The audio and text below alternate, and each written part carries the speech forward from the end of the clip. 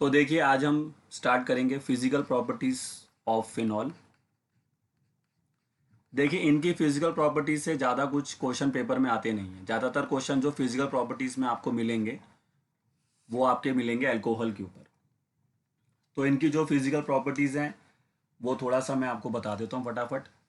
तो पहली physical property जो इनकी आती है वो है फिजिकल स्टेट, कि जो हमारे फिनॉल होते हैं ये इनका फिजिकली कैसा स्टेट रहता है, लिक्विड है, सॉलिड है, गैस है, किस तरह की स्टेट में ये रहना पसंद करते हैं। तो फिनॉल जो होता है ये आपका एक कलरलेस लिक्विड है, ठीक है। तो प्योर फिनॉल्स जो अगर आप लेते हैं, अगर आप प्योर फिनॉल लेते हैं तो ये हमारे लिए एक कलरलेस लिक्विड भी हो सकता है, और अगर आप उसको फ्रीज वगैरह कर दें तो वो कलरलेस फिर सॉलिड भी बन सकता है।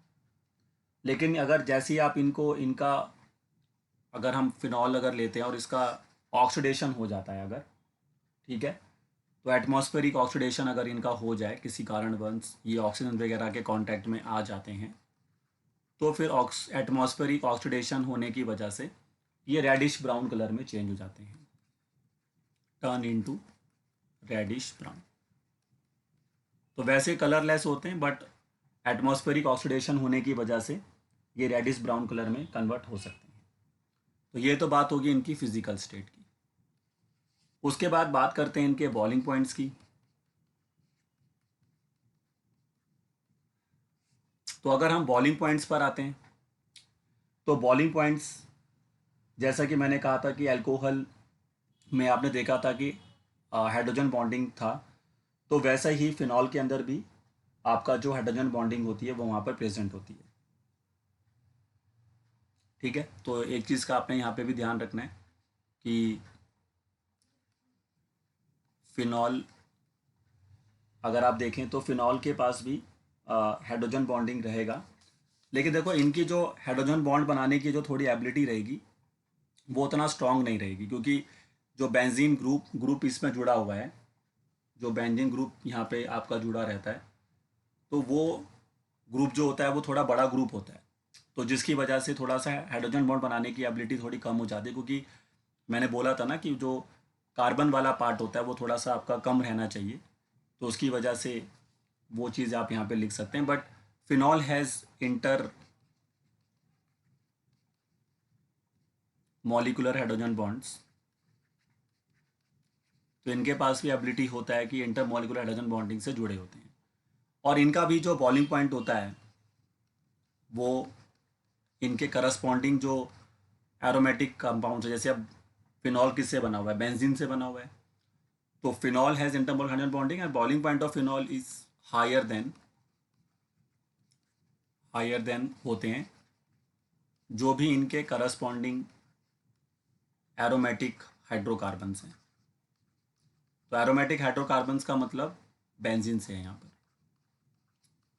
तो बेंजीन से इनका बॉइलिंग पॉइंट ज़्यादा होगा, क्योंकि बेंजीन के पास इंटरमोलिकुलर हाइड्रोजन बॉन्डिंग नहीं होती है, और जो हमारे हेलोएरिन्स होते हैं यानी कि क्लोरोबेंजीन, ये सब, इनसे भी इनका बॉइलिंग पॉइंट क्या होता है, ज़्यादा ही होता है।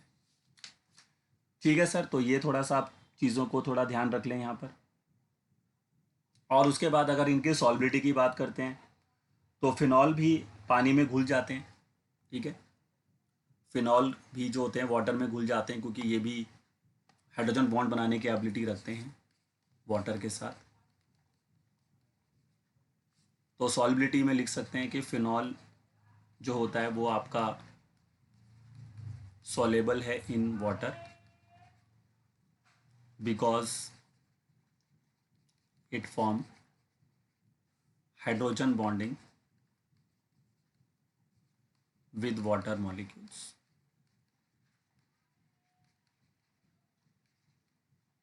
ठीक है, तो इनके अंदर भी एबिलिटी है कि हाइड्रोजन बॉन्डिंग ये जो है क्रिएट कर सकते हैं, ठीक है। बट इनकी जो सॉल्बिलिटी होती है वो अल्कोहल से कम होती है। But solubility of phenol but solubility of phenol in water lower than alcohol, मतलब अल्कोहल के मुकाबले में ये कम घुलेंगे because of because of larger hydrocarbon part, क्योंकि इसमें जो हाइड्रोकार्बन पार्ट है वो काफ़ी बड़ा है। इसके पास C6H5 होता है ना, फिनॉल का फॉर्मूला क्या है, C6H5OH। तो हाइड्रोकार्बन पार्ट जो होता है इसमें काफ़ी बड़ा है, 6 कार्बन है, 5 हाइड्रोजन हैं। तो because of large hydrocarbon part, तो वो उसको रजिस्ट करता है फिर हाइड्रोजन बॉन्ड बनाने से। मैंने बताया तो सारी कहानी, हाइड्रोफोबिक होता है वो पार्ट, तो उसको रजिस्ट करता है वो हाइड्रोजन बॉन्ड बनाने से। तो इसी वजह से इसकी जो सॉल्बिलिटी है वो थोड़ी कम हो जाएगी।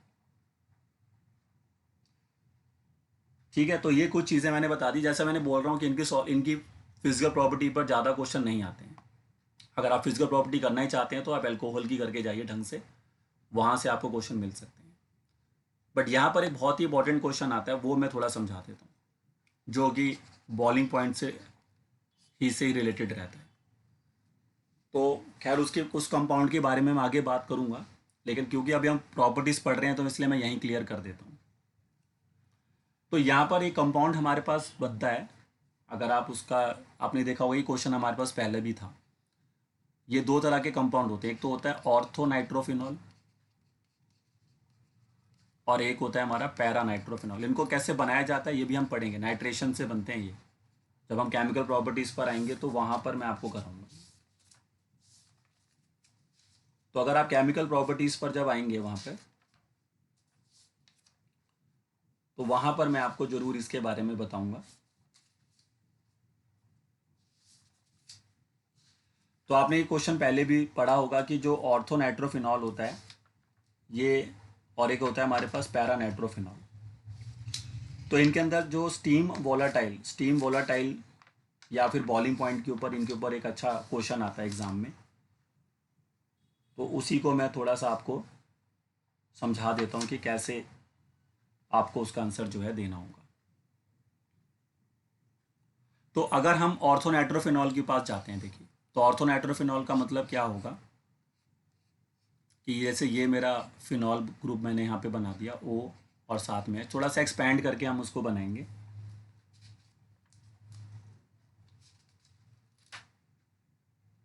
और इसके ऊपर अगर हम ऑर्थो पोजीशंस पे क्या लगा देंगे, हाँ, ऑर्थो पोजीशंस पे हम यहाँ पे लगा देंगे NO2 ग्रुप लगा देंगे। तो ऑर्थो पोजीशंस पे अगर हम यहाँ पर NO2 ग्रुप लगा देंगे तो इनके बीच में, आपने याद है, दो तरह की हाइड्रोजन बॉन्डिंग होती है, एक तो इंटर होती है और एक इंट्रा होती है। आपने पढ़ा होगा इसके बारे में पहले भी। तो अगर ऑर्थोनाइट्रोफिनॉल का स्ट्रक्चर अगर आप देखें तो यहाँ पर हम नाइट्रो ग्रुप लगाएंगे, देखिए, तो यहाँ पर N आ जाएगा, उसके बाद सिंगल बॉन्ड के साथ एक ऑक्सीजन होता है, डबल बॉन्ड के साथ दूसरा ऑक्सीजन होता है, NO2, इस तरह का स्ट्रक्चर होता है।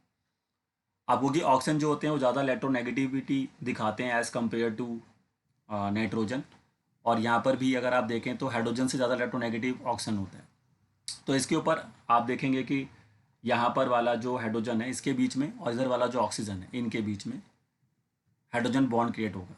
तो इस तरह की जो बॉन्डिंग होती है उसको हम बोलते हैं इंट्रा मॉलिकुलर, क्योंकि ये सेम मॉलिक्यूल में ही हो जाती है, तो उसको हम बोलते हैं इंट्रा मॉलिकुलर हाइड्रोजन बॉन्डिंग। तो आपको सभी बच्चों को ये ध्यान रखना है कि जो हमारा ऑर्थोनाइट्रोफिनॉल होता है इसके पास इंट्रा मॉलिक्यूलर हाइड्रोजन बॉन्डिंग होती है।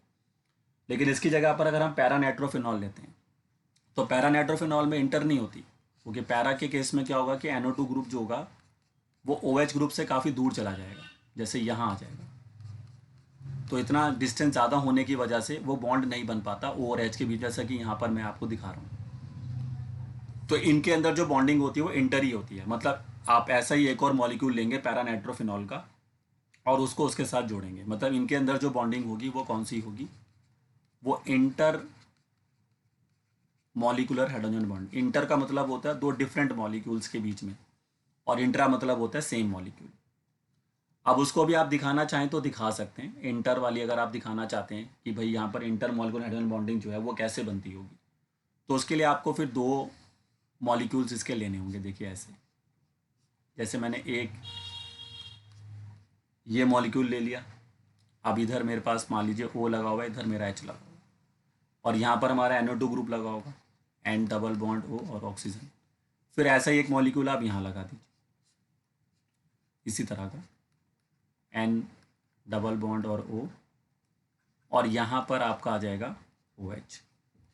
तो इनके बीच में हाइड्रोजन बॉन्ड क्रिएट हो जाएगा। तो ये क्या आ रहा है, दो डिफरेंट मॉलिक्यूल्स के बीच में आपको यहाँ पे हाइड्रोजन बॉन्ड बनता हुआ नजर आ रहा है।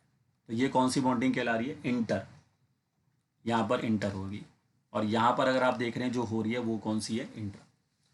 तो इसकी वजह से क्वेश्चन यहाँ पर आता है कि इन दोनों में से किसका बॉइलिंग पॉइंट ज़्यादा होता है। तो आपको ध्यान रखना है कि जो ऑर्थोनाइट्रोफिनॉल होता है इसका बॉइलिंग पॉइंट हाई होता है, इसका जो बॉइलिंग पॉइंट है वो हाई है, क्योंकि ये बॉन्डिंग जो होती है आपकी स्ट्रांग होती है। तो यहाँ पर आपको ध्यान रखना है कि इसका जो बॉइलिंग पॉइंट होता है वो आपका ज़्यादा होता है, हाई बॉइलिंग पॉइंट।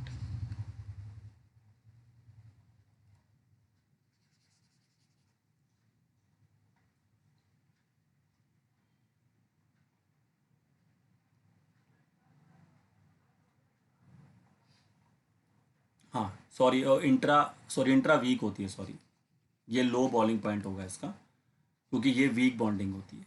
इंटर वाली जो होती है वीक बॉन्डिंग होती है। और जो पैरानाइट्रोफिनॉल में जो आपका इंटर होती है, जो इंट्रा वाली है वो वीक होती है, और ये इसका बॉइलिंग पॉइंट यहाँ पे हाई होगा। और इसका हाई बॉइलिंग पॉइंट होने की वजह से क्यों है, क्योंकि ये स्ट्रॉन्ग बॉन्डिंग है। क्या आपको पता है ये बॉन्डिंग पर ही बॉइलिंग पॉइंट डिपेंड करता है।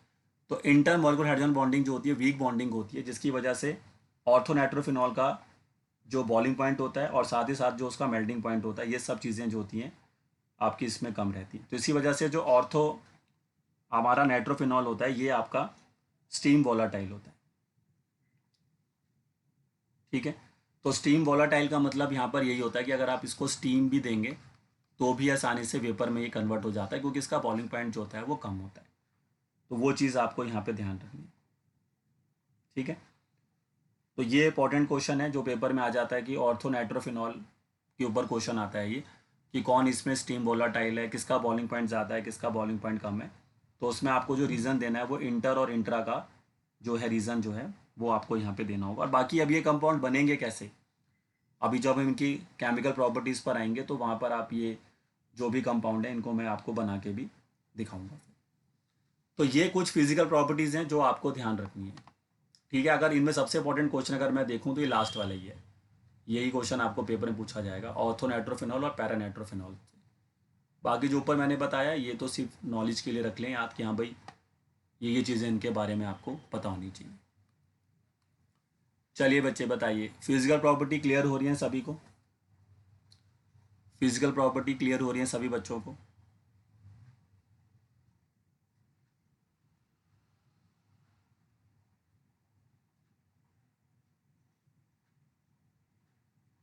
चलिए तो इनके स्क्रीनशॉट लीजिए फिर आगे बढ़ते हैं। तो पहला स्क्रीनशॉट लीजिए सभी बच्चे।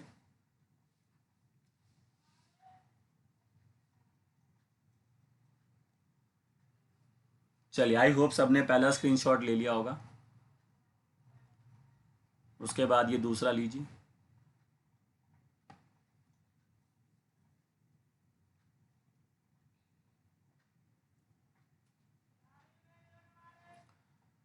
और दूसरा ले लिया तो ये आखिरी लीजिए। ये आपका आखिरी स्क्रीनशॉट होगा। ठीक है सर, तो फिजिकल प्रॉपर्टी यही है जो मैंने आपको बताई है, इनके ऊपर थोड़ा काम करिए। अब हम आते हैं इनकी केमिकल प्रॉपर्टीज़ पर और उनको समझते हैं। तो केमिकल प्रॉपर्टीज़ ऑफ फिनॉल ये हमारा नेक्स्ट टॉपिक है।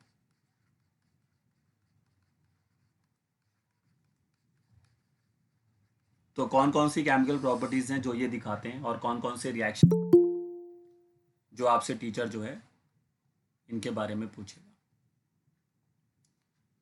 तो आइए उनको कवर करते हैं वन बाय वन। सबसे पहली जो इनकी प्रॉपर्टी है वो उनका एसिडिक नेचर है। जैसे आपको याद है मैंने अल्कोहल का भी पूरा एसिडिक नेचर आपको समझाया, तो वैसे ही फिनॉल भी जो होते हैं वो एसिडिक नेचर जो है वहाँ पे दिखाते हैं। ठीक है, तो सबसे पहली प्रॉपर्टी हम समझ लेते हैं एसिडिक नेचर। अब इसको तो फिर मैं नेक्स्ट क्लास में पूरा डिटेल में पढ़ाऊंगा, क्योंकि इसके एसिडिक नेचर को पढ़ाने के लिए भी अलग से क्लास लगेगी। तो वो मैं नेक्स्ट क्लास में चाहे तो देख लूँगा, या फिर मैं ऐसे करूँगा कि जब आगे कभी एक्स्ट्रा टाइम निकाल कर उसमें दे दूँगा क्लास आपको। पहले हम चैप्टर ख़त्म कर लेते हैं ढंग से। जो मेन केमिकल प्रॉपर्टीज़ हैं वो हम कर लेंगे आज। तो एसिडिक नेचर में अगर हम बात करते हैं, तो अगर आप फिनॉल लेते हैं जिसका फॉर्मूला क्या है C6H5OH, और इसको अगर हम वाटर में डिज़ोल्व कर देते हैं तो ये भी वही काम करता है। यहाँ से ये H+ को रिलीज़ कर देगा और ये बन जाएगा C6H5O नेगेटिव, और साथ में रिलीज़ होगा H3O+। और ये कोई स्ट्रॉन्ग एसिड नहीं होता फिनॉल, इसलिए इनके बीच में इक्विलिब्रियम अचीव हो जाएगा। तो जो हमने कंपाउंड लिया है वो फिनॉल है, और जो ये बन रहा है इसका नाम होता है फिनॉक्साइडाइन। जैसे आपको याद होगा अल्कोहल में क्या बना था, एलॉक्साइडाइन। और ये जो फिनॉक्साइडाइन यहाँ पे बन रहा है ना, ये इसका कंजुगेट बेस कहलाएगा, क्योंकि अगर ये एसिडिक नेचर दिखा रहा है तो ये इसका क्या कहलाएगा, कंजुगेट बेस कहलाएगा, क्योंकि ये कंजुगेट बेस ही तो डिसाइड करेगा इसके एसिडिक नेचर को। याद है ना, मैंने बहुत पहले भी समझा दिया कि जिस ऑर्गेनिक केमिस्ट्री के अंदर अगर आपको ये देखना है कि कौन ज़्यादा एसिडिक है कौन कम एसिडिक है, तो आपको ये देखना पड़ेगा कि उसका कंजुगेट बेस कितना ज़्यादा स्टेबल है। और जितना ज़्यादा उसका कंजुगेट बेस स्टेबिलिटी की ओर जाएगा उतना ज़्यादा उसका एसिडिक नेचर बढ़ता जाएगा। फिर यहाँ से आप इसका Ka लिख सकते हैं, तो इसका जो Ka होगा वो होगा C6H5O नेगेटिव की कॉन्सेंट्रेशन, नीचे साथ में H3O+, और नीचे आ जाएगा फिनॉल की कॉन्सेंट्रेशन। पानी तो एक्सेस में रहेगा तो उसकी कॉन्सेंट्रेशन पे ज़्यादा फर्क नहीं पड़ेगा। फिर वही सारी कहानी, अगर ये Ka है तो Pk भी आप निकाल सकते हैं, और Ka की वैल्यू से फिर आप डिसाइड कर सकते हैं। जैसे जैसे Ka की वैल्यू बढ़ेगी तो फिनॉल का एसिडिक नेचर बढ़ेगा। वो सब बातें आप जानते हैं, मैं दोबारा नहीं लिख रहा हूँ अब, कि as the value of Ka is increases तो acidic nature of phenol is increases. और अगर Pk A के साथ कंपेयर करते हैं तो Pk जितना कम होगा उतना ज़्यादा एसिडिक नेचर आ जाएगा, क्योंकि Pka जो होता है माइनस लॉग ऑफ Ka होता है। तो ये सारी चीज़ें मैं पहले भी आपको बता चुका हूँ जब मैंने अल्कोहल पढ़ाया था। ठीक है, तो ये है आपके पास प्रोसेस है। बट अब इस फिनॉल की एसिडिक नेचर को कौन कौन से फैक्टर्स हैं जो अफेक्ट करते हैं, तो वो हम अलग से क्लास करेंगे, जहाँ पर मैं इस फिनॉल के ऊपर अलग अलग ग्रुप लगाऊंगा। जैसे इसमें मैं नाइट्रो लगवाऊंगा, हेलोजेंस लगवा दूंगा, या कोई अल्काइल ग्रुप इसके ऊपर अटैच कर देंगे। फिर देखेंगे कि फिनॉल के एसिडिक नेचर पे क्या फ़र्क पड़ता है, तो उसके लिए अलग से हम एक लेक्चर करेंगे। बट ये रिएक्शन जो आप देख रहे हैं ये उसके एसिडिक नेचर को दिखा सकता है। लेकिन अगर हमें इसके एसिड नेचर को प्रूव करना है ना, हमें बताना है कि अल्कोहल जो होते हैं वो एसिडिक इन नेचर होते हैं, तो राइट द रिएक्शन। तो याद है मैंने अल्कोहल का रिएक्शन किसके साथ किया था, सोडियम के साथ। तो वो काम आप यहाँ पे कर सकते हैं, यानी कि आप अपना फिनॉल लीजिए, और उसका एसिडिक नेचर अगर आपको समझाना है तो उसको सोडियम के साथ रिएक्ट करा दीजिए आप। तो जैसे आप इसको सोडियम से साथ रिएक्ट कराएंगे तो ये जो कंपाउंड यहाँ पे बनाएगा ये बनेगा ONA, क्योंकि ये वाला जो बॉन्ड है यहाँ पे ब्रेक होगा, और उसके बाद फिर ये हाइड्रोजन गैस यहाँ से रिलीज हो जाएगी। तो ये रिएक्शन साबित करता है कि जो हमारे अल्कोहल होते हैं वो एसिडिक नेचर, फिनॉल जो होते हैं एसिडिक नेचर दिखाते हैं। आप चाहें तो यही रिएक्शन किसके साथ कर सकते हैं, NaOH के साथ भी कर सकते हैं। तो NaOH क्योंकि एक बेस हो गया, ये एसिड हो गया, तो यहाँ पर एसिड बेस रिएक्शन हो जाएगा, तो फिर से ये अपना सॉल्ट बना लेगा ONA, और आपकी बार वाटर रिलीज होगा। तो ये जो कंपाउंड आप देख रहे हैं बहुत इंपॉर्टेंट कंपाउंड है ये। इसका नाम मैंने आपको पहले भी बताया था, इसका नाम होता है सोडियम फिनॉक्साइड। और ये जो फिनॉक्साइड आयन आप देख रहे हैं, मतलब नोट में मैं चाहे इसको लिखना चाहूँगा कि ये जो फिनॉक्साइड आयन अगर आप देख रहे हैं, क्योंकि यहाँ पे फिनॉक्साइड आयन बनता है जिसको मैंने कंजुगेट बेस बताया है किसका, फिनॉल का। तो फिनॉक्साइड आयन जो होता है ये आपके लिए बहुत इंपॉर्टेंट है, क्योंकि काफ़ी सारे रिएक्शन जो होते हैं वो इसी फिनॉक्साइड आयन से ही होते हैं। तो आप इसका सिंबल और इसका स्ट्रक्चर याद रखिए। ये देखिए, दिस इज कॉल्ड फिनॉक्साइड। इसके पास 3 लोन पेयर होते हैं। नॉर्मली जो फिनॉल होता है उसके पास एक ही लोन पेयर होता है, इसके पास 3 लोन पेयर होते हैं। ये देखिए, एक यहाँ पे, ये 2, और इसके बाद ये तीसरा, ये 3 लोन पेयर लेके बैठा होता है। तो ये काफ़ी ज़्यादा रिएक्टिव होता है। फिनॉक्साइड आयन जो होता है ये काफ़ी ज़्यादा क्या होता है, मोर रिएक्टिव होता है एज़ कम्पेयर टू फिनॉल। ये भी आप सभी बच्चे ध्यान रखें कि मोर रिएक्टिव दैन फिनॉल, क्योंकि इसके पास नेगेटिव चार्ज है तो ये अनस्टेबल है, काफ़ी ज़्यादा आसानी से रिएक्ट कर लेता है किसी के साथ भी। तो फिनॉक्साइड आयन आपके लिए बहुत इंपॉर्टेंट रहेगा। तो ये चीज़ें समझ में आ रही हूँ, क्योंकि अल्कोहल में भी आपने करी थी, तो ऐसा कुछ नहीं है इनमें। फ़र्क इतना है कि वहाँ पे मैंने ROH लिया था, यहाँ पे मैंने C6H5OH लिया। प्रोसेस सारा वही हो रहा है और रिएक्शन भी तकरीबन सारे वही हैं, देखिए। और बाकी जैसा कि मैं बता रहा हूँ कि इनके जो एसिडिक नेचर है उसके ऊपर हम अभी डिटेल में काम करेंगे, और उसके लिए अलग से एक लेक्चर लगेगा फिर। चलिए बच्चे बताइए, पहला प्रॉपर्टी समझ में आ गया, एसिडिक नेचर ऑफ फिनॉल। और उसकी एसिडिक नेचर को साबित अगर आपको करना है तो कौन से रिएक्शन आपको देने होंगे। तो अगर आपको फिनॉल का एसिडिक नेचर समझाना है तो आपको या फिर उसको सोडियम से रिएक्ट करा दीजिए, और नहीं तो फिर आप उसको सोडियम हाइड्रोक्साइड यानी कि NaOH के साथ ट्रीट कर दीजिए। तो ये रिएक्शन प्रूफ कर देते हैं कि आपका जो फिनॉल है वो एसिडिक नेचर दिखा सकता है। तो आई होप सबको ये जो चीज़ें हैं समझ में आ रही होंगी। चलिए, तो लीजिए इनके स्क्रीनशॉट, फिर आगे बढ़ते हैं। तो पहला स्क्रीनशॉट ले लीजिए सभी बच्चे।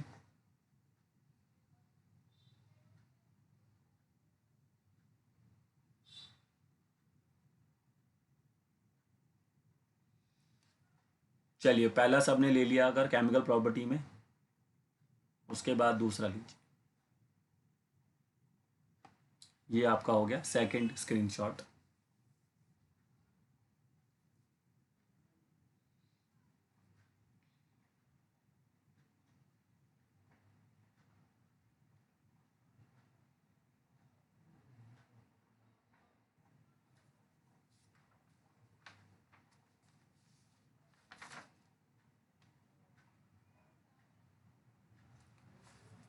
आइए, तो अब नेक्स्ट केमिकल प्रॉपर्टीज की तरफ चलते हैं।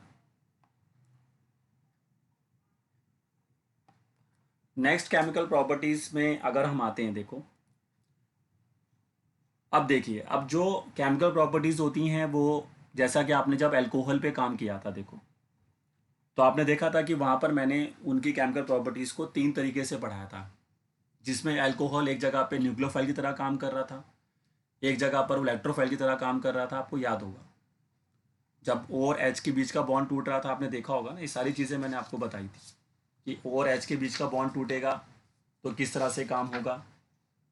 तो जब मैंने आपको बताया था कि जब O और H के बीच का जो बॉन्ड वहाँ पर ब्रेक होता है तो वो किस तरह से बिहेव करेगा, और अगर C और O के बीच का जो बॉन्ड होता है वो ब्रेक होता है तो वो कैसे बिहेव करेगा। तो आपको याद होगा जब O और H के बीच का बॉन्ड ब्रेक होता था तो वो न्यूक्लियोफाइल की तरह काम करता था, और जब C और O के बीच का बॉन्ड ब्रेक होता था तो वो इलेक्ट्रोफाइल की तरह काम करता था। तो अगर हम ये ऊपर वाले रिएक्शन को देखना चाहें तो ये कौन सी कैटेगरी में आ सकता है। देखो, अगर आप इस रिएक्शन को देखो तो बेसिकली यहाँ पर यही तो बॉन्ड टूटा है। अगर मैं इसको थोड़ा सा एक्सपेंड कर दूँ तो ये बॉन्ड तो यही टूटा है यहाँ पर।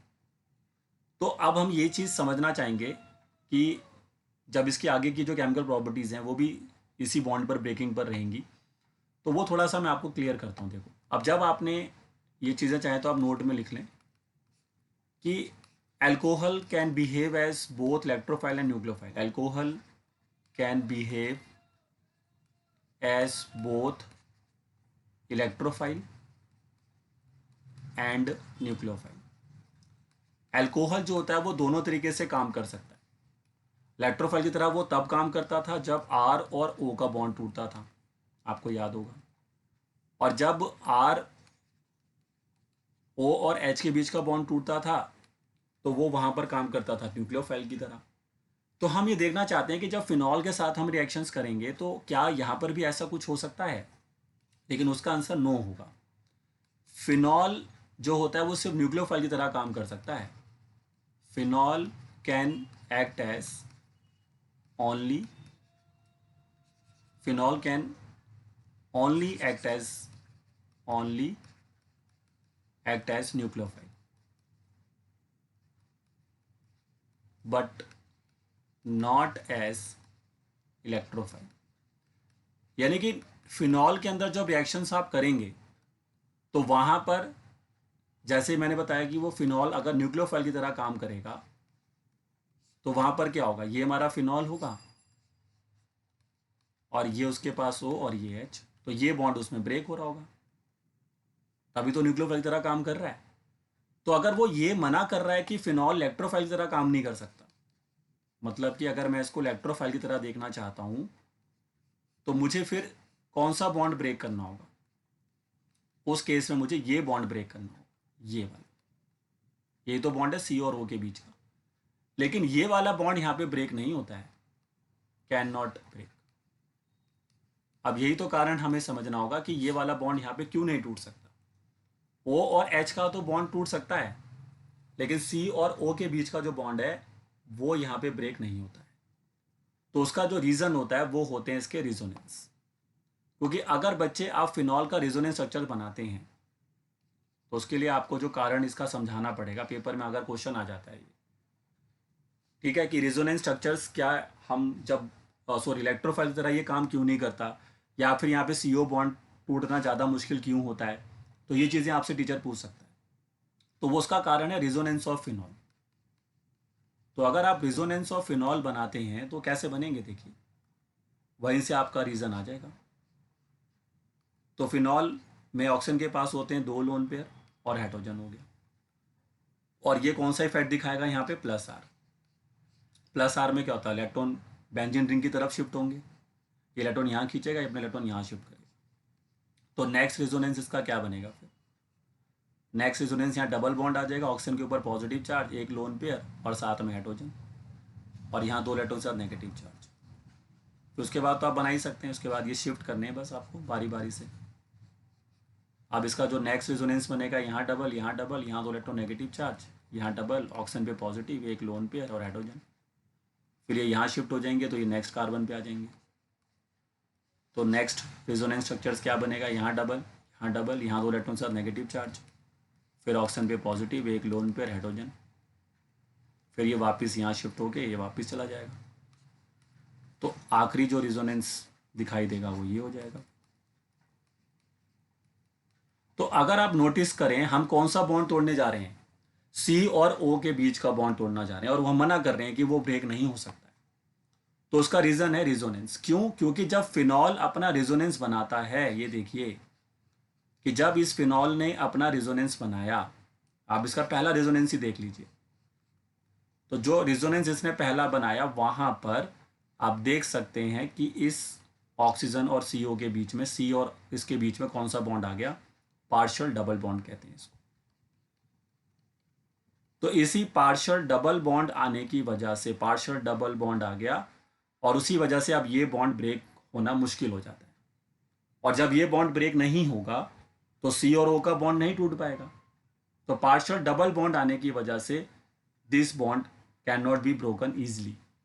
तो इसी वजह से it cannot act as electrophile. ये बहुत ही इंपॉर्टेंट क्वेश्चन है कि अल्कोहल तो दोनों तरीके से काम कर लेता है, उसका कारण है क्योंकि वहाँ रेजोनेंस बनेगा नहीं, क्योंकि R के साथ OH होता है, पाई सिस्टम है ही नहीं। आपको पता है ना कि जहाँ पर पाई सिस्टम होता है वहीं पर ही तो पाई बॉन्ड होता है, वहीं पर तो रेजोनेंस बनेंगे। तो अल्कोहल में तो पाई बॉन्ड था ही नहीं, तो पार्शियल डबल बॉन्ड करेक्टर होने की वजह से CO बॉन्ड ब्रेक नहीं होगा,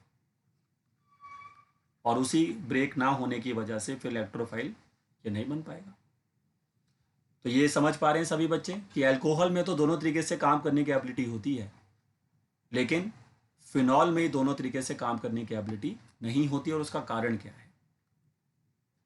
हाँ भाई बच्चे बताइए, क्या ये बात समझ पाए आप कि अल्कोहल दोनों तरीके से बिहेव कर सकता है, लेकिन फिनॉल दोनों तरीके से बिहेव नहीं कर सकता है। चलिए इसका स्क्रीनशॉट लीजिए, पहला स्क्रीनशॉट लें, पहला स्क्रीनशॉट लें।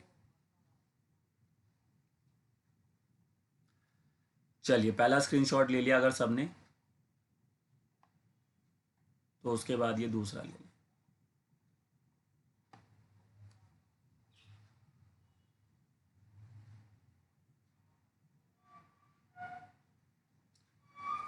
और उसके बाद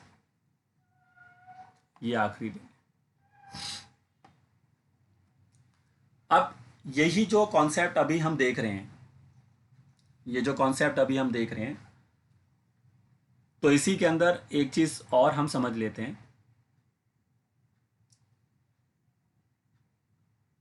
एक और क्वेश्चन जो होता है यहां से आता है पेपर में, जैसे आपने जब इनके रेजोनेंस करो, जब आपने इनके मैकेनिज्म देखे थे ना, तो वहां पर जब वो न्यूक्लियोफाइल की तरह काम करता है तो वो प्रोटोनेशन करता था, आपको याद है प्रोटोनेशन। तो एक क्वेश्चन पेपर में यहां से आता है कि why protonation of phenol is difficult. Protonation का मतलब क्या होता है, H+ के साथ रिएक्ट करना। तो वो ये कह रहा है कि फिनॉल का प्रोटोनेशन जो होता है वो डिफिकल्ट है। अब जैसे अगर आप फिनॉल लेते हैं और उसके सामने H+ रख दें, जैसे अगर मैं R रखूं और O और H, और इसके सामने मैं H+ रख दूंगा, तो ये आसानी से अपने लोन पेयर को इसको देगा और इसके साथ रिएक्ट करके बढ़िया से ये कंपाउंड बना लेगा, H और H, एक लोन पेयर पॉजिटिव चार्ज, ये बन जाएगा। इसको कहते हैं प्रोटोनेशन। लेकिन ये काम तुम्हारे लिए फिनॉल नहीं कर सकता आसानी से। कोई बच्चा इसका रीज़न बता सकता है कि अगर मैंने ये फिनॉल ले लिया, इसकी जगह पर अगर मैं फिनॉल रख देता हूँ, तो ये प्रोटोनेशन वाला जो काम है ना, ये प्रोटोनेशन वाला जो काम है, इसके पास भी देखो 2 लोन पेयर तो इसके पास भी हैं। जैसे 2 लोन पेयर आपने देखा कि ऊपर एल्कोहल के पास हैं, तो वैसे ही 2 लोन पेयर फिनॉल में भी ऑक्सीजन के पास होते हैं। ये देखिए ये रहे। लेकिन इसके सामने अगर मैं H+ दूँ तो ये आसानी से उसको एक्सेप्ट नहीं करता है, वो आसानी से करता है, ईजिली एक्सेप्ट, यहाँ पे लिख सकते हैं ईजिली। इसने क्या कर दिया, एक्सेप्ट कर दिया H+, बट यहाँ पे लिख दिया do not accept H+ easily. मतलब इससे अगर मैं ये बनाना चाहता हूँ, इसको एक्सेप्ट करने के बाद तो यही कंपाउंड बनेगा, तो ये मुश्किल है, इसका बनना थोड़ा सा यहाँ पे क्या है, डिफ़िकल्ट है। ये काम करना ज़्यादा आसान है एज़ कम्पेयर टू दिस। हाँ जी, कोई बच्चा इसका आंसर बता सकता है कि फिनॉल के सामने अगर प्रोटॉन रख दें तो वो आसानी से उसको एक्सेप्ट क्यों नहीं करता है, बल्कि अल्कोहल के सामने अगर प्रोटॉन रख दिया जाए तो वो उसको आसानी से एक्सेप्ट कर सकता है किसी बच्चे के पास इस क्वेश्चन का आंसर?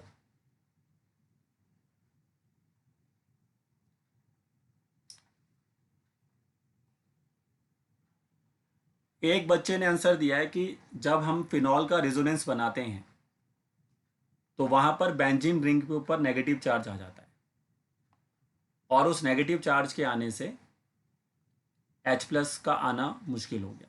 ये कोई कारण तो नहीं समझ में आया हमें। भाई H+ बेंजीन रिंग पे थोड़ी ना अटैक कर रहा है।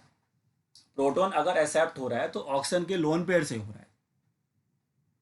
बेंजीन रिंग पर नेगेटिव चार्ज आने से क्या होगा, प्रोटॉन तो ऑक्सीजन एक्सेप्ट करना है ना। आप फिनॉल अल्कोहल में देखिए क्या हो रहा है। इसका रीज़न ये होता है कि ये अपने लोन पेयर उस H+ को आसानी से तभी दे सकता है जब इस ऑक्सीजन एटम के ऊपर इलेक्ट्रॉन डेंसिटी हाई होती है, क्योंकि यहाँ पर ये न्यूक्लियोफाइल की तरह काम कर रहा है। हमारे लिए अच्छा न्यूक्लियोफाइल कौन है, जो ज़्यादा इलेक्ट्रॉन रिच हो, और इलेक्ट्रॉन रिच कौन होता है, जिसके ऊपर इलेक्ट्रॉन डेंसिटी हाई हो। तो ये वाला जो ऑक्सीजन एटम है ना, यहाँ पर फिनॉल में, फिनॉल के पास जो ऑक्सीजन एटम है ये, इसके ऊपर इलेक्ट्रॉन डेंसिटी काफ़ी हाई होता है। इलेक्ट्रॉन डेंसिटी यहाँ पर क्या है, काफ़ी हाई है, जिसकी वजह से आसानी से H+ उस पर अटैक कर लेता है। लेकिन वो चीज़ यहाँ पर नहीं हो पाती है। क्यों? क्योंकि ये अपने लोन पेयर को उसको देने के बजाय नीचे शिफ्ट करना समझता है ज़्यादा आसान है, क्योंकि इससे उसको स्टेबिलिटी मिलती है। तो उसकी वजह से होता क्या है कि ये अपने लोन पेयर को बेंजीन रिंग पर डीलोकलाइज करता है। तो उसकी वजह से अब ऑक्सीजन के ऊपर जो इलेक्ट्रॉन डेंसिटी है वो क्या हो जाती है, कम हो जाती है, ड्यू टू रिजोनेंस। रेजोनेंस बनने की वजह से, because it delocalise its lone pair over the benzene ring. तो जो लोन पेयर इसको मिलने चाहिए थे H+ को, वो उसको ना मिलकर बेंजीन रिंग की तरफ देना वो ज़्यादा पसंद करता है, क्योंकि उससे उसको स्टेबिलिटी मिलती है। और ऐसा अल्कोहल करता नहीं है। तो अल्कोहल के लोन पेयर बिल्कुल बढ़िया तरीके से बने रहते हैं, तो वह आसानी से प्रोटॉन एक्सेप्ट हो जाता है। लेकिन लोन पेयर ऑक्सीजन के जब फिनॉल के साथ ये काम होता है तो ऑक्सीजन चाहता है कि भैया उन लोन पेयर को H+ को देने से बजाय बेंजीन रिंग को दो, क्योंकि वहाँ पर फ़ायदा है, वहाँ पर हमें स्टेबिलिटी मिल रही है। तो इसी वजह से ये जल्दी से H+ आयन को एक्सेप्ट नहीं करता। कारण क्या लिखें, बिकॉज इलेक्ट्रो डेंसिटी लो हो जाता है ऑक्सीजन एटम के ऊपर ड्यू टू रेजोनेंस या due to delocalisation of lone pair. आप चाहें तो ऐसे लिख सकते हैं, due to delocalisation of lone pair over benzene ring. तो बेंजीन रिंग पर वो डीलोकलाइजेशन हो जाता है लोन पेयर का, इस वजह से ऐसा होता है। तो आई होप आप मेरी बात को समझ पाएंगे। हाँ भी बताइए सभी बच्चे, क्या कारण समझ में आ गया कि फिनॉल का प्रोटोनेशन इजी क्यों नहीं होता, बल्कि आप अल्कोहल का प्रोटोनेशन आसानी से कर सकते हैं। तो उसका रीज़न है इलेक्ट्रो डेंसिटी का कम होना। ठीक है, चलिए तो लीजिए इसका स्क्रीनशॉट, फिर आगे बढ़ते हैं। ये था हमारा next question, why protonation of phenol is difficult. तो देखिए मैं साथ साथ क्वेश्चन बता रहा हूँ, जो जो टॉपिक्स मैं पढ़ा रहा हूँ उसके साथ साथ जो भी क्वेश्चन पेपर में आ सकता है वो भी आपको बढ़िया तरीके से समझाया जा रहा है। ठीक है, तो अभी तक हमारे पास दो अच्छे क्वेश्चंस आ गए जो टॉपिक्स अभी हमने स्टार्ट किया केमिकल प्रॉपर्टीज में। एक तो ये इलेक्ट्रोफाइल न्यूक्लियोफाइल वाली कहानी और ये प्रोटोनेशन वाली कहानी। चलिए अब कौन कौन से और रिएक्शंस हैं जो हम यहाँ पर देख सकते हैं, जिनको हम समझ सकते हैं, और जो ये यहाँ पर कौन कौन से रिएक्शंस हैं जो ये और करता है। तो देखिए पहले तो जो अभी जो मोस्ट इंपॉर्टेंट रिएक्शंस हैं वो तो अभी आने बाकी हैं, बट अभी जो लेस इंपॉर्टेंट रिएक्शंस है ना वो मैं आपको बता रहा हूँ, लेकिन मैं वो एक ही साथ बता रहा हूँ, मैं उनको अलग अलग नहीं लिख रहा हूँ। आप चाहें तो मेरे नोट्स भी देख सकते हैं, वहाँ पर भी आपको ये लिस्ट मिलेगी। तो अब जो मैं रिएक्शन बता रहा हूँ वो एक ही जगह पे मैं लिख कर समझा दूंगा। देखिए जैसे आप यहाँ पर फिनॉल ले लें, और ये रिएक्शन तकरीबन वही रिएक्शन है जिसमें O और H के बीच का बॉन्ड ब्रेक हो रहा होगा। तो अगर हम फिनॉल ले लेते हैं इस तरह से और उसको हम अलग अलग तरीके से रिएक्ट कराते हैं, जिसमें Na और NaOH तो मैंने कवर कर दिया है, तो नेक्स्ट इसमें आता है आप इसका रिएक्शन करा देंगे CH3COCl, जिसको आप असाइल क्लोराइड कहते हैं, और ये रिएक्शन पायराडीन की प्रेजेंस में होगा। ठीक है, और इस प्रोसेस को हम असाइलेशन भी कहते हैं। ये फ्रीडल क्राफ्ट नहीं है, वो अलग रिएक्शंस होते हैं, वो न्यूक्लियोफिलिक सब्स्टिट्यूशन रिएक्शंस होती हैं, उनकी बात नहीं कर रहे हैं अभी हम। तो ये इस रिएक्शन का नाम है एसिटाइलेशन। तो इस रिएक्शन के अंदर जो कंपाउंड आपको बनता हुआ नजर आएगा वो कंपाउंड आपका ये होगा, बेंजीन रिंग के ऊपर अटैच हो जाएगा OCOCH3। ठीक है, ये आपका H और Cl यहाँ से बाहर हो गए और OCOCH3 आपका बन गया यहाँ से। इसका नाम है फिनाइल एसीटेट, इस कंपाउंड का नाम है फिनाइल एसीटेट, और साथ में रिलीज होता है आपका HCl। ठीक है, रिएक्शन समझ में आ रहा होगा। O और H के बीच का बॉन्ड तोड़ना है जैसे मैंने आपको बता रखा है, तो यहाँ से H लीजिए और यहाँ से Cl लीजिए। नेक्स्ट रिएक्शन जो आता है यहाँ पर वो भी एसिटाइलेशन में ही होता है। ऐसे रिएक्शन आपने अल्कोहल के भी देखे थे, याद होगा। और इसमें हम लेंगे जो कंपाउंड यहाँ पर हम ले रहे हैं वो है आपका CH3CO ट्वाइस O, साथ में H+। और S के साथ अगर हम रिएक्शन करेंगे तो ये आपका था एसिड एनहाइड्राइड, तो इसके साथ भी अगर हम रिएक्शन करते हैं तो सेम ही कंपाउंड बनता है। यहाँ पर भी यही कंपाउंड बनाएगा OCOCH3, बट साथ में रिलीज होगा CH3COOH, कार्बोक्सिलिक एसिड बनेगा। तो दोनों में सेम ही कंपाउंड बनता है, बट ये ऊपर वाला जो रिएक्शन है वो असाइल क्लोराइड के साथ है, नीचे वाला जो रिएक्शन है वो एसिड एनहाइड्राइड के साथ है। ये डिफरेंस है। अब इसका रिएक्शन अगर आप कर देते हैं NaOH के साथ, अगर आप लेते हैं C6H5COCl, इसको बेंजोइल क्लोराइड कहते हैं। जो ऊपर आपने लिया था ये असाइल क्लोराइड है। CH3COCl को क्या बोलते हैं? Acyl chloride. और C6H5COCl को क्या बोलते हैं? Benzoyl chloride. तो इस रिएक्शन का नाम है बेंजोइलेशन। इस रिएक्शन का नाम क्या है? बेंजोइलेशन। तो इसमें फर्क कितना होगा? ऊपर क्या बना था? OCOCH3, तो यहाँ CH3 की जगह पे कौन है? C6H5। तो इसलिए यहाँ पर जो कंपाउंड आपका बनेगा वो बनेगा OCOC6H5। समझ में आ रहा होगा? यहाँ भी वही चीज़ हुई है, यहाँ से H और यहाँ से Cl निकाल दो खाली, तो उसके हिसाब से रिएक्शन आप कर सकते हैं, और प्लस में आ जाएगा फिर से HCl। नेक्स्ट रिएक्शन जो इसके साथ आप कर सकते हैं वो है अमोनिया का reaction in the presence of ZnCl2 at 675 kelvin. तो इससे बनता है एनिलीन।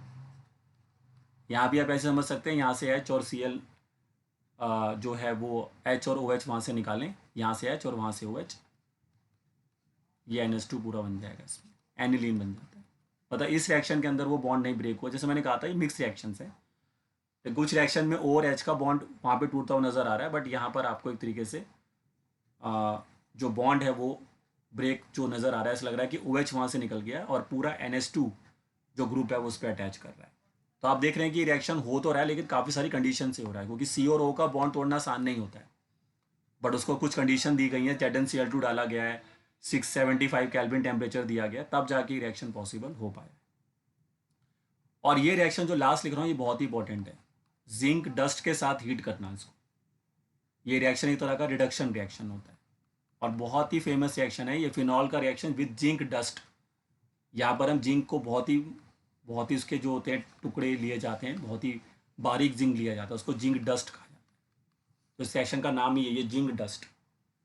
तो इसमें सीधा आपको क्या मिलेगा, बेंजीन मिलेगा। तो ये बहुत ही इंपॉर्टेंट कंपाउंड मतलब रिएक्शन है कि अगर आपको फिनॉल को सीधा बदलना हो बेंजीन में, तो कन्वर्जन में बहुत ही इस्तेमाल होता है ये रिएक्शन। ये फिनॉल को सीधा बेंजीन में कन्वर्ट कर देता है। और जो ऊपर कंपाउंड बना है ये एनिलीन है। तो ये भी अच्छा रिएक्शन है अगर आपको फिनॉल को किस में बदलना हो, एनिलीन में बदलना हो। तो ये कुछ ऐसे रिएक्शंस हैं जो आप यहाँ से इजीली इनको इधर से देखकर याद कर सकते हैं और इनको इजीली बना सकते हैं, कि जिसमें एसिटाइलाइजेशन है, इसका बेंजोइलेशन है। ये जो नीचे वाला रिएक्शन है इसका नाम भी यही है, बस आपको रिएजेंट अलग अलग लेना है, बट नाम दोनों में सेम ही है। और सबसे इंपॉर्टेंट अगर मैं बात करूँ जो सबसे ज़्यादा पेपर में यहाँ पूछा जाता है वो सबसे लास्ट वाला है, यानी कि फिनॉल का रिएक्शन विद जिंक डस्ट। ये बच्चे सभी करके जाएंगे, मोस्ट इंपॉर्टेंट रिएक्शन। अब इसके बाद जो फिनॉल के रिएक्शन हम करेंगे वो सभी जो रिएक्शंस होंगे वो आएंगे electrophilic substitution reactions. Electrophilic substitution reaction वही रिएक्शंस आते हैं सारे, halogenation, nitration, sulphonation, Friedel Crafts alkylation, Friedel Crafts acylation. तो वो मैंने आपको बोला है हर चैप्टर का जो एंड होता है हम इन्हीं रिएक्शन के साथ करते हैं। तो आई होप ये सारे रिएक्शन समझ में आ रहे होंगे। आपको ये लिखने पड़ेंगे, समझने पड़ेंगे और इनको याद करना पड़ेगा। चलिए, तो पहला स्क्रीनशॉट ले लीजिए सभी बच्चे, पहला स्क्रीनशॉट ले लें सभी बच्चे, और उसके बाद दूसरा ले लें, ये दूसरा हो जाएगा।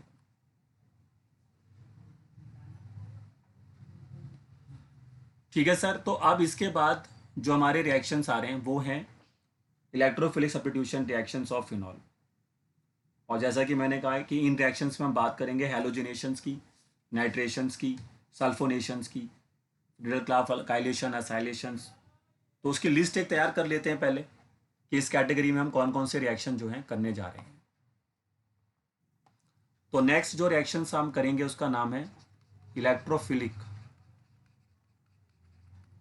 Substitution reactions. Electrophilic substitution reactions of phenol.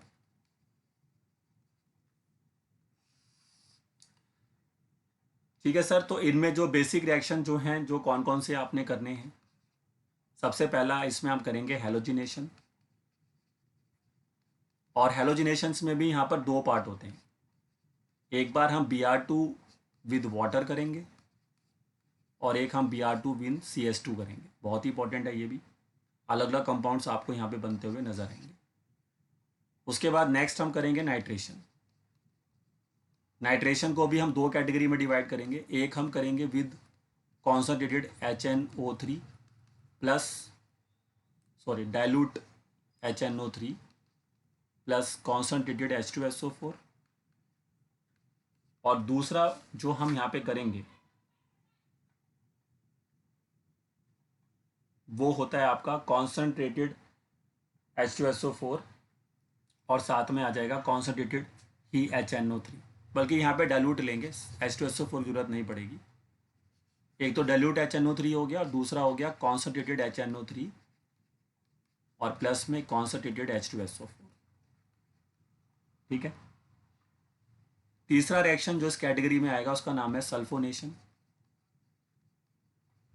Sulphonation में तो हम कॉन्सनट्रेटेड H2SO4 के साथ रिएक्ट कराते हैं। फोर्थ रिएक्शन जो इस कैटेगरी में आएगा उसका नाम है फ्रीडलक्राफ्ट अल्काइलेशन।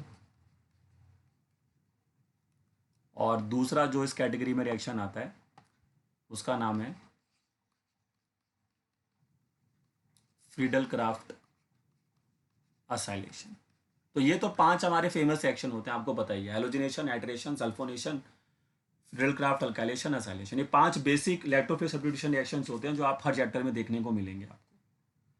बट इसके अलावा भी बहुत अच्छे रिएक्शन हैं जो पेपर में पूछे जाते हैं। तो उसमें आता है नेक्स्ट आपका कपलिंग रिएक्शन। ये भी बहुत इंपॉर्टेंट रिएक्शन है, कपलिंग रिएक्शन। ये सारे नेम रिएक्शंस हैं। उसके बाद आएगा कॉल्बिज रिएक्शन। ये बहुत ही इंपॉर्टेंट रिएक्शन है इस चैप्टर से। फिर एक और रिएक्शन यहाँ पर आएगा आपका रेमन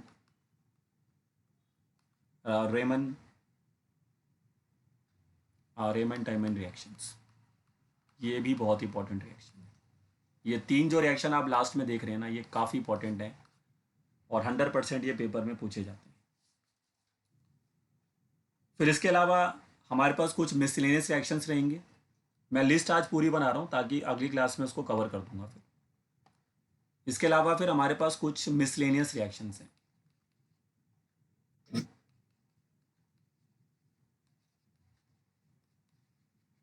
कुछ मिसलेनियस रिएक्शंस रहेंगी। उसमें हमारा आता है एक तो रिएक्शन विद FeCl3। ये डिस्टिंग्विश टेस्ट में यूज़ होता है। अभी जैसे मैंने आपको जब एल्कोहल पढ़ाया था तो वहाँ पे डिस्टिंग्विश टेस्ट कराए थे, आपको याद होगा, लुकास टेस्ट कराया था, आइडोफॉर्म टेस्ट कराया था। तो वैसे ही ये डिस्टिंग्विश टेस्ट में यूज़ होता है फिनॉल के लिए। उसके बाद ऑक्सीडेशन आएगा। अगर फिनॉल को ऑक्सीडाइज कर देंगे तो क्या होगा, और लास्ट में रिडक्शन आएगा। अगर फिनॉल को रिड्यूस कर देंगे तो क्या होगा।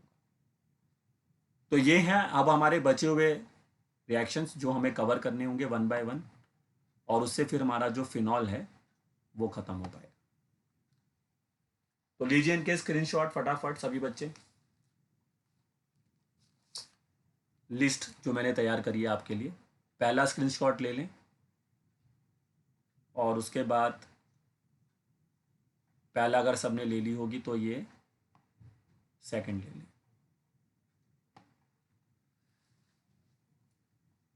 ठीक है, तो अब जो रिएक्शन बच रहे हैं ये सारे जो बचे हुए हैं इनको हम अगली क्लास में ही कंप्लीट करेंगे।